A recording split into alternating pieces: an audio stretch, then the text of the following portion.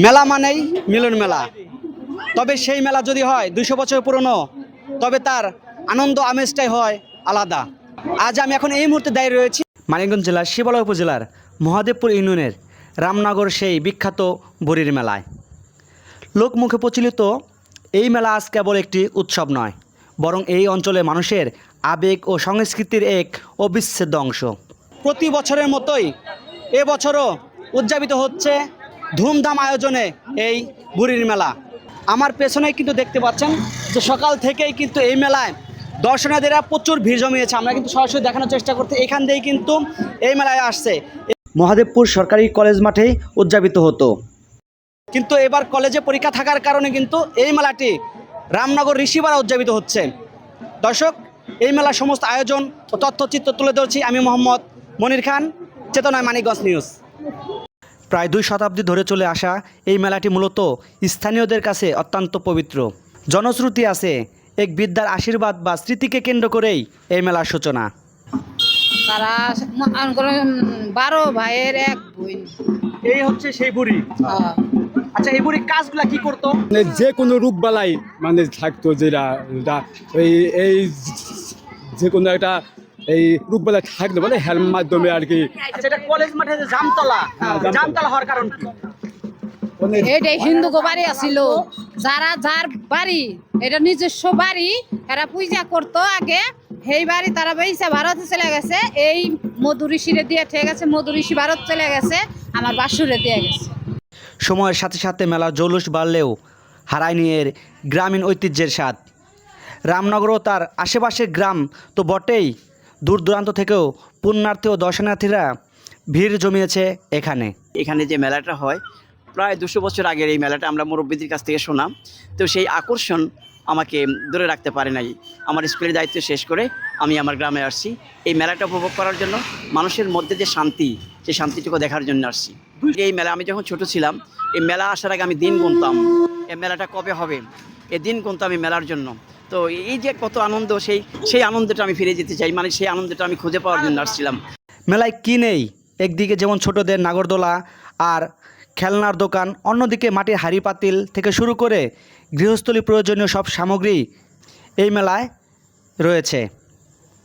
আর এই মেলায় বিশেষ আকর্ষণ হলো গরম গরম জিলাপি আর স্থানীয় খাজা। খাবারের দোকানগুলোতে মানুষের লাইন চোখে পড়ার মতো। ক্রেতা ও বিক্রেতাদের এই ব্যস্ততাই জানান দিচ্ছে মেলার সার্থকতা।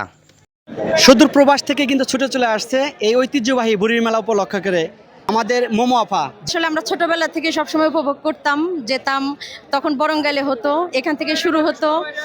সেটা মূল মেলাটা বসতো বরঙ্গাইলে। তো এই বছরই ফার্স্ট আমাদের এলাকাতে এই মেলাটা বসেছে, একটু কাছাকাছি। আমার মনে হয় 22 বছর পরে আমি এই মেলাতে উপস্থিত হলাম। খুব বেশি মিস করি, কারণ কি আমরা বিদেশে অনেক কিছু দেখলেও কিন্তু আমরা এই গ্রামের মেলা এইটা সম্পূর্ণই আলাদা। কারণ ওইখানে তো এরকম মেলা হয় না। আমাদের গ্রামের যে মাটির জিনিস, এই যে খই বিন্নি, যে ঝালমুড়ির দোকান, এগুলো আসলে আমরা প্রবাসে কখনোই পাই না। খুবই ভালো লাগছে। প্রতি বছরের ন্যায় এবারও আমাদের এই জায়গায় মেলা অনুষ্ঠিত হয়েছে। এতদিন বরঙ্গাইল কলেজের মাঠে হইতো, এখন আমাদের এলাকা হচ্ছে, খুব ভালো লাগছে। আসলে বাংলাদেশ এটি চিরায়িত বাংলাদেশ, সকল ধর্মেরই বাংলাদেশ।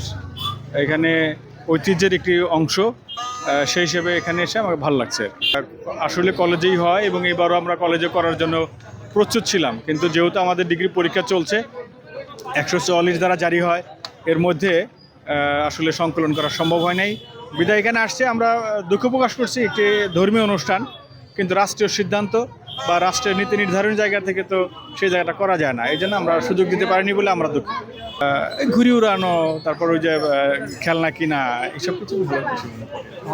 আধুনিকতার ছোঁয়ায় অনেক কিছু বদলে গেলেও রামনগরের বুড়ির মেলায় তার নিজস্ব সত্তা ধরে রেখেছে। মানুষের এই স্বতঃস্ফূর্ত অংশগ্রহণ প্রমাণ করে যে শেখরের টান এখনও ফুরিয়ে যায়নি।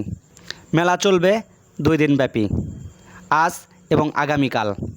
ভাই খুব আনন্দ লাগতেছে ভাই, 2টা বাচ্চা নিয়ে ঘুরতেছি, ভালো লাগতেছে। প্রতি বছরই আসি, কিন্তু এবছরেই কলেজের মাঠে পরীক্ষার জন্য কলেজের মাঠের বাজারে লাগতে দেয় নাকি, এই জন্য মধু কবিরাজের বাড়ির পাশে মাজারটা মেলাটা লাগছে।